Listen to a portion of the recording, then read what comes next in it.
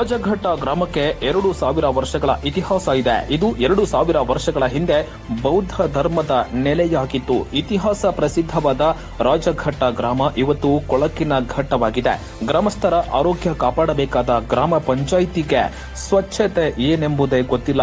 ಜನರ ಆರೋಗ್ಯ ಹಾಳು ಮಾಡ್ತಾ ಇರುವ ಪಂಚಾಯಿತಿಗೆ ಮಹಿಳೆಯರು ಮತ್ತು ಮಕ್ಕಳು ಹಿಡಿಶಾಪ ಹಾಕುತ್ತಿದ್ದಾರೆ. ಅಲರ್ಜಿ ನಿಮ್ಮನ್ನ ಬಿಟ್ಟು ಬಿಡದೆ ಕಾಡ್ತಿದೆಯೇ? ಅಲರ್ಜಿ ಕಿರಿಕಿರಿಯಿಂದ ದೂರವಾಗಬೇಕೆ? ನಮ್ಮ ಹೋಮಿಯೋಪತಿಯಲ್ಲಿದೆ ಸೂಕ್ತ ಚಿಕಿತ್ಸೆ. ಕರೆ ಮಾಡಿ.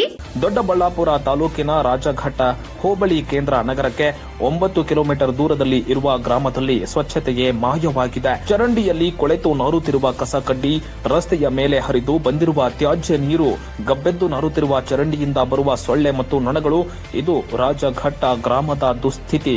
ಗ್ರಾಮದಲ್ಲಿ ಸ್ವಚ್ಛತೆಯನ್ನ ಕಾಪಾಡಬೇಕಾದ ಪಂಚಾಯಿತಿ ವಿರುದ್ಧ ಮಹಿಳೆಯರು ಮತ್ತು ಮಕ್ಕಳು ತಿರುಗಿ ಬಿದ್ದಿದ್ದಾರೆ.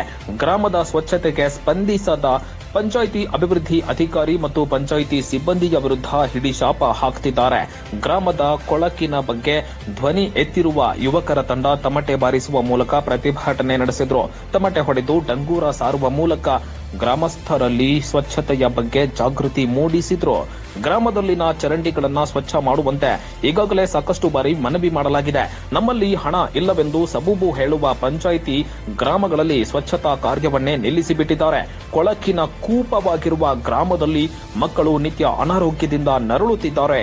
ಡೆಂಗ್ಯೂ ಸೇರಿದಂತೆ ಹಲವು ರೋಗಗಳಿಗೆ ಮಕ್ಕಳು ಬಲಿಯಾಗುವ ಭೀತಿಯಲ್ಲಿದ್ದಾರೆ. ಗುರುವಾರದವರೆಗೂ ಸಮಯ ನೀಡಿರುವ ಗ್ರಾಮಸ್ಥರು ಅಷ್ಟರಲ್ಲಿ ಸ್ವಚ್ಛ ಮಾಡದೆ ಇದ್ದಲ್ಲಿ ಪಂಚಾಯಿತಿಗೆ ಮುತ್ತಿಗೆ ಹಾಕೋದಾಗಿ ಎಚ್ಚರಿಕೆ ನೀಡಿದ್ದಾರೆ. ಆದ್ರೆ ನಮ್ಮ ಗ್ರಾಮದಲ್ಲಿ ಸ್ವಚ್ಛತೆ ಅಂದ್ರೆ ಏನು ಅಂತ ಕೇಳಬೇಕು. ಹಂಗಂದ್ರೆ ಏನು ಅಂತ ನಾವು ಎಲ್ಲರನ್ನೂ ಕೇಳೋಂಥ ಪರಿಸ್ಥಿತಿಗೆ ಬಂದ್ಬಿಟ್ಟಿದೀವಿ. ಈಗ ಕಾರಣ ಏನು ಅಂದ್ರೆ ಚರಂಡಿಗಳನ್ನ ಕ್ಲೀನ್ ಮಾಡಿಕೊಟ್ಟಕ್ಕೆ ಇವ್ರ ಕೈಯಲ್ಲಿ ಆಗ್ತಾ ಇಲ್ಲ. ನಮ್ಮ ಪಂಚಾಯತಿಗೆ ಕೇಳಿದ್ರೆ ನಮ್ಮಲ್ಲಿ ದುಡ್ಡಿಲ್ಲ ಅಂತ ಒಂದು ರೀಸನ್ ಕೊಡ್ತಾರೆ, ಅಥವಾ ನಾವು 6 ತಿಂಗಳಿಗೆ ಒಂದ್ಸತಿ ಮಾಡಿಸೋದು ಅಂತ ಹೇಳ್ತಾರೆ.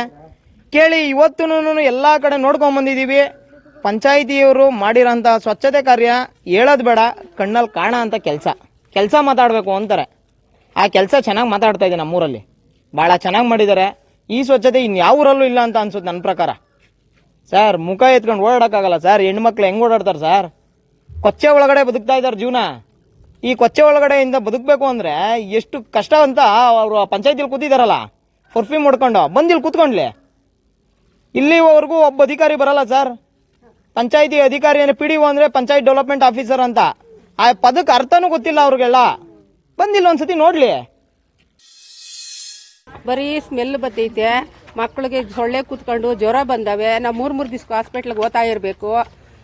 ನಾವು ಕೇಳಕ್ ಹೋದ್ರೆ ಅರ್ಜಿ ಬರ್ದಾಕು ಅಂತಾರೆ. ಅರ್ಜಿ ಬರ್ದಿದ್ದೆಲ್ಲ ಡಸ್ಟ್ಬಿನ್ಗೆ ಹಾಕ್ತಾರೆ. ಏನು ಕೆಲಸ ಮಾಡಲ್ಲ. ಬಂದು ಏನಾನ ಬಂದ್ ಮಾಡಿದ್ರೆ ನಮ್ಮ ಕೈಯಿಂದ ಹಾಕಿ ಮಾಡೋಣ. ಏನು ಬರಲ್ಲ ಸೌಲಭ್ಯ ಅಂತಾರೆ. ಪಂಚಾಯತಿ ಒಳಗೆ ಕೇಳಿದ್ರೆ ಬ್ಲೀಚಿಂಗ್ ಪೌಡ್ರು ಹಾಕಲ್ಲ, ಔಷಧಿ ಹೊಡಿರ ಅಂದ್ರೆ ಅದು ಹಾಕಲ್ಲ, ಏನು ಮಾಡಲ್ಲ. ಮೋರಿ ಕ್ಲೀನ್ ಮಾಡ್ತಾರೆ, ಅರ್ಧ ಎತ್ತುತ್ತಾರೆ, ಅರ್ಧ ಎತ್ತಲ್ಲ. ಏನಾನ ಕೇಳಕ್ ಹೋದ್ರೆ ಜಗಳ ಬರ್ತಾರೆ. ಅದೇ ಸ್ಟೇಡಿ ಅಂತಾರೆ. ಪಂಚಾಯತಿ ಒಳಗೆ ಹೋದ್ರೆ ಮಾತಾಡಲ್ಲ, ಏನು ಕೇಳಲ್ಲ, ಏನು ವಿಚಾರಣೆ ಮಾಡಲ್ಲ. ನಮ್ಮನ್ನ ಏನು ಕೇಳಲ್ಲ. ಪಂಚಾಯತಿ ಒಳಗೆ ಹೋದ್ರೆ ಏನೋ ಯಾರ ಬಂದ್ರೆ ಎತ್ತೋ ಹೋದ್ರು ಬಿಡು. ಏನ್ ಪಂಚಾಯತಿ ಏನಮ್ಮ ಅರ್ಜಿ ಕೊಟ್ಟಿದ್ದೇನಮ್ಮ, ನೀನು ಅರ್ಜಿ ಬರ್ದಾಕಿದ್ಯಾ? ಆಯ್ತು ಹೋಗಮ್ಮ ಬರ್ತೀವಿ ಅಂತಾರೆ. ಬರೋದೇ ಇಲ್ಲ ಈ ಕಡೆಗ. ನೀರ್ ಬಿಡ್ಲಿ, ನಾವ್ 3 ಮನೆಯವ್ರು ಜಗಳ ಆಡ್ತಾ ಇರ್ತೀವಿ. ಒಂದ್ ತಿಂಗ್ಳಿಗೆ ಒಂದ್ಸಲ ಆದ್ರೂ ನಾವ್ ಜಗಳ ಆಡ್ತೀವಿ. ಇವ್ರಾದ್ರೂ ಆಗ್ಬೋದು, ಅವ್ರಾದ್ರೂ ಆಗಿರ್ಬೋದು. ಕೇಳಿದ್ರೆ ಮಾತ್ರ ಅರ್ಜಿ ಕೊಡ್ರಮ್ಮ ನಾವ್ ಮಾಡ್ತೀವಿ. ನಮ್ಗೇನು ಬೇಡ ಸರ್, ಅಟ್ಲೀಸ್ಟ್ ನೀರ್ ಹೋಗಂಗ್ ಮಾಡ್ರಿ ನೀವು ಸಾಕು. ನಮ್ಗೂ ಸಣ್ಣ ಮಕ್ಳವೆ, ಚಿಕ್ಕ ಮಕ್ಳವೆ. 3 ದಿನಕ್ಕೂ ನಾವು ಮಕ್ಳು ನೆತ್ಕೊಂಡು ಆಸ್ಪತ್ರೆಗೂ ಮನೆಗೂ ಅಲಿಯಕ್ಕಾಗಲ್ಲ. ನಾವು ಒಂದೇ ಸಮಯ ಇರಲ್ಲ ಮನೆಯಲ್ಲಿ. ಏನಾಗುತ್ತೋ ಏನೋ ಗೊತ್ತಿಲ್ಲ. ಒಟ್ನ ನಮ್ಗೆ ಕ್ಲೀನ್ ಮಾಡಿಸ್ಕೊಡ್ರಿ. ನಾವ್ ಅದೇ ಕೇಳೋದು. ಗಿಡ ಗಂಟೆಗಳೆಲ್ಲ ಇರ್ತವೆ. ಹಾವಾದ್ರೂ ಬರ್ಬೋದು, ಚೇಳಾದ್ರೂ ಬರ್ಬೋದು.